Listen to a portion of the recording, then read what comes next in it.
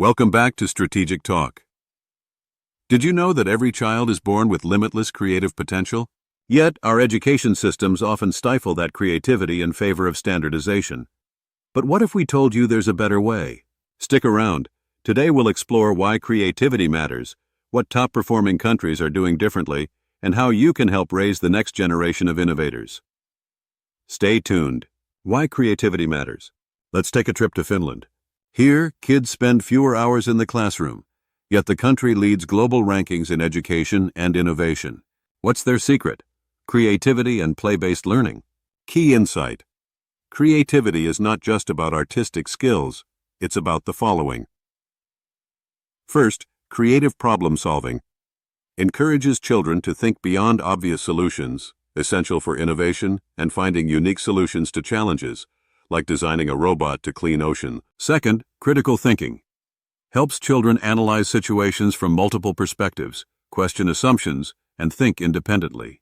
Third, emotional intelligence. Understanding and managing emotions, like creating art to express feelings and boost empathy. Finally, innovation and leadership. Fosters confidence and risk-taking, empowering children to become future leaders and changemakers to create groundbreaking ideas. Here are some examples from around the world. In Singapore, kids are encouraged to challenge their teachers with questions, fueling curiosity instead of memorization. In Denmark, schools emphasize project-based learning where kids explore real-world problems creatively. On the other hand, in Australia, creative writing and music classes are integrated with STEM subjects to encourage cross-disciplinary thinking.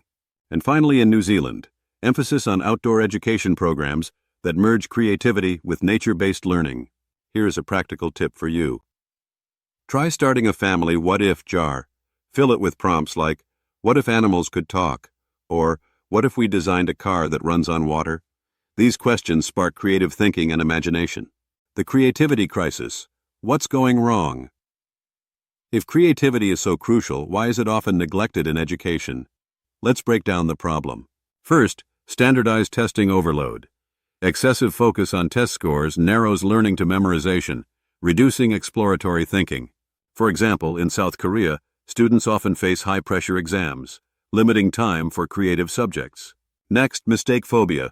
Fear of failure discourages risk-taking and experimentation. In the UK, grading heavily focuses on perfection, discouraging creative risk-taking. Finally, subject hierarchy. Math and languages dominate while arts and creative subjects like music and dance are undervalued. The U.S. often cuts arts programs due to funding constraints, prioritizing STEM subjects. Here are some more global examples. In Germany, schools are shifting focus from rote learning to project-based learning, where kids solve real-world problems. Or in Australia, some schools are replacing traditional report cards with portfolios that showcase creative projects. Finally, in China, life skills classes are now mandatory in schools as part of the double reduction policy. Students learn practical skills like cooking, cleaning, financial literacy, and even basic home repairs. This program is a bold step toward holistic education, aims to reduce academic pressure, foster independence, and prepare kids for real-world challenges. Practical tip. Let's normalize creative mistakes. Introduce a mistake jar at home, where kids write down things they tried, failed at, and learned from. The story of hidden talent. Meet Gillian Lynn. As a child, she was always moving, struggling to sit still in class. Sound familiar? Her teachers thought she had a learning issue, but a specialist suggested she explore dance instead. Gillian went on to become a world-renowned choreographer for Cats and Phantom of the Opera. More stories from some famous people. For example, as a child, Thomas Edison was labeled too stupid to learn, but went on to become one of history's greatest inventors. On the other hand, Albert Einstein struggled in school, but used his imagination to develop groundbreaking theories. Key takeaway? Movement and creativity are deeply connected. Physical activity can boost cognitive function and imagination. Practical tip for teachers. Break the desk routine. Try creativity breaks, where kids take 5 minutes every hour to dance, stretch, or draw while learning. Now let's spotlight more global success stories where creativity thrives. Finland. Minimal homework, outdoor learning, and emphasis on creative play. Singapore. Maker labs where kids experiment with engineering and tech from early education. China. National AI education pilots introducing creativity challenges alongside tech skills. India, Atal Tinkering Labs, providing students with robotics, 3D printing, and innovation spaces. Canada, Kids Code Jeunesse, teaching both coding and creative storytelling through tech. Additional examples. In Sweden, schools use forest days to teach kids about nature while encouraging creative problem solving. And in Brazil, public libraries offer maker spaces where kids can build and invent using recycled materials. Key insight. These countries prove that creativity and academic success go hand in hand. When kids are encouraged to explore, test ideas, and collaborate, they naturally perform better in all subjects. Practical tip. You can create a creativity corner at home with simple materials like recycled items, colored paper, and puzzles. Encourage your child to create freely without instructions. So, how do you boost creativity at home and school? How can you help foster creativity, whether you're a parent or teacher? Here's a checklist to get started. First, encourage curiosity. Ask open-ended questions like, what would happen if we could fly? Second, celebrate mistakes. Reward learning from failure. For example, celebrate when your child tries a new recipe that doesn't turn out perfectly but learns from the experience. Next, mix subjects. Blend art with science or storytelling with math.